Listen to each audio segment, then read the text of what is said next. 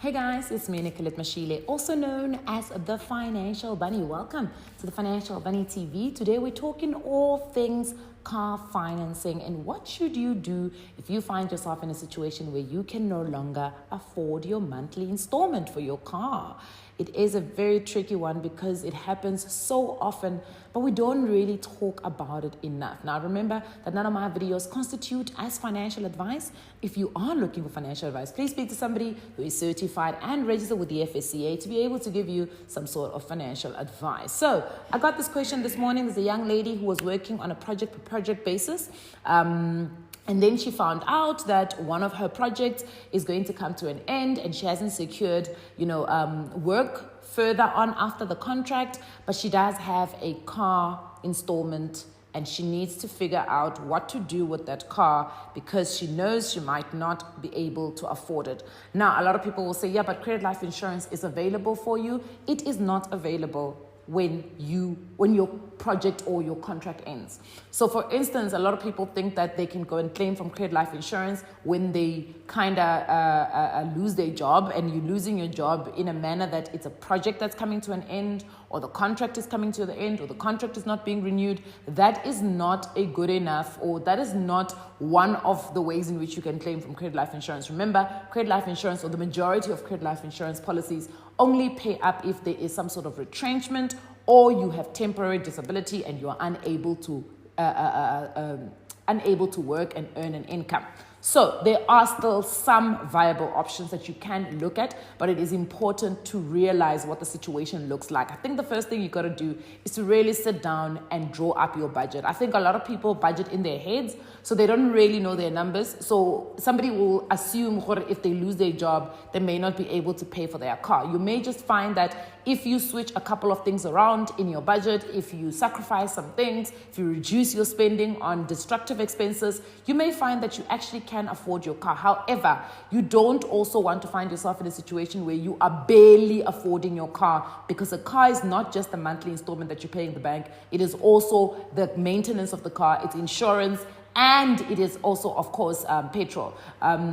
Funny enough, just a couple of weeks ago, one of the people that I know found herself in an accident, and because times have been so tight and money and budgets had needed to be cut, she had cut her car insurance, and unfortunately she found herself in a situation where she was in an accident and the insurance company just flat out refused to assist her. Remember, insurance is like having an umbrella when you need it. So the day you actually don't have an umbrella and it starts to rain, unfortunately, you just don't have an umbrella, so you are going to get rained on.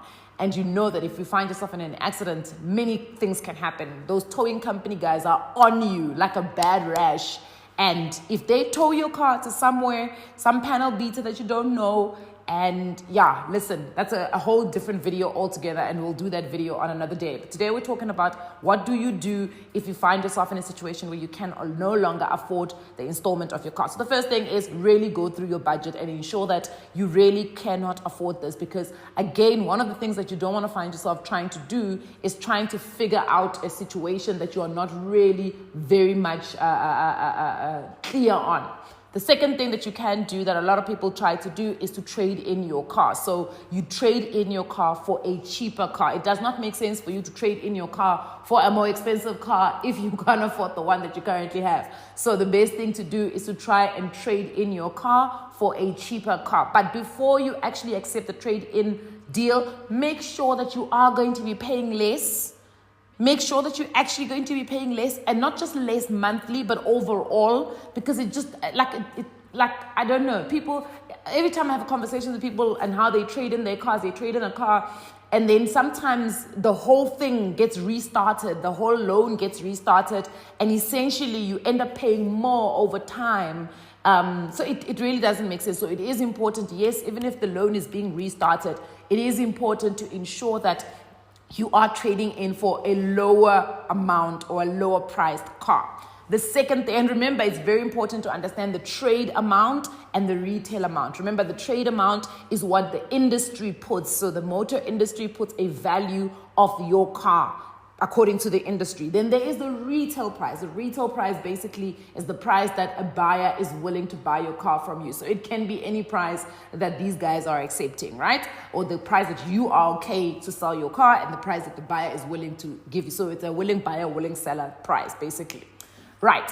Then if you can't find a trade-in, the second thing that you can do is to try and refinance that loan. So you need to go back to the bank, have the conversation with them. And I think this is actually one of the most important part of this whole thing, is to go and speak to the financing bank or the financing house. So for instance, people who buy their cars from Mercedes-Benz or BMW, I know those guys have their own financing house. If you are financing it through a bank, go have an honest conversation with the bank, because what you don't want to do is to find yourself in a situation where you are in trouble and the bank starts now calling you because you've missed some payments and your account is in arrears. The moment your account is in arrears, the bank is no longer going to be lenient in the conversation they're going to have with you. So rather be ahead of the situation and go to the bank and have a conversation with them and say, listen, this is my situation. How can you guys assist me? Because generally they may do another credit thingy. And also it's important to do it before you actually lose your job, before you lose the income. This is probably something I shouldn't say to you, but remember that when the bank does a credit check or when they want to advance a loan to you, they do what is called a credit check and they do what is called an affordability check. At that point, you may still have good affordability so that you can still be in a good standing to get a refinancing on that loan. You don't want to go there after you've actually lost your job and you've got 2 or 3 months of not getting a certain amount of money coming into your bank account, because then your affordability is now compromised. But also you don't want to go and try and refinance after you've missed a couple of payments, because your credit score is going to take a beating, which means that now you are actually not in a good position to even get a refinancing from any bank, let alone the bank that actually financed you on that loan. So it's important to, again, be ahead of this conversation, ahead of the situation, and ensure that you are doing, because you should know, if you are budgeting every single month, you should essentially know what is happening in your finances every single month. You can see the accident almost happen. It's one of those great spaces where you can foresee what could potentially happen at the end of the month when your money comes in. It's like if your employer says to you, we're going to give you a salary cut, you can foresee that you are not going to afford your life. So there are certain conversations, there are hard conversations, I do not deny that. But these are conversations that you have to have. And sometimes the bank does make it a little frustrating because you don't actually know who at the bank to speak to. But I think it's important that if you are finding yourself in a situation, try and get hold of any financial advisor that works within the bank or anybody from credit that works in the bank, so that those people can be the ones who assist you. Sometimes I know that you go to the bank, the tellers don't really have this information. They don't really know how this thing works. So it is important to keep pressing. If you're going to a branch, rather ask for the branch manager, because they may know a little bit more than most of the bank tellers or the consultants. So do speak to them. If you're not getting help, again, really push that you send in. You know what?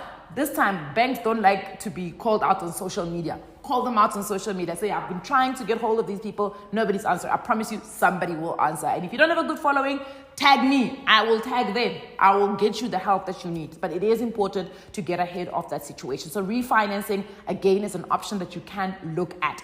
The next thing that you can look at is what is called voluntary surrender of your vehicle. So basically, when you do voluntary surrender, this happens if you don't want the car to be repossessed. So basically, it's the opposite of the car being repossessed. Instead of the car being repossessed by the bank, you go and you say to the bank, listen, I want to surrender this. Now, it's important, again, to remember that if you are going to be doing that for any amount that is above 250,000 Rand, you've got to give the bank some sort of notice to say, listen, on this day, I'm going to come and surrender the car. It's the same as if you're going to be selling a car that still has financing on it. You've got to give the bank a heads up that you are, especially all cars that are above 250,000 Rand financing, you've got to give the bank a notice that this is what you're going to do, this is what you're planning to do, and this is the date that you're effectively wanting to do this thing, right?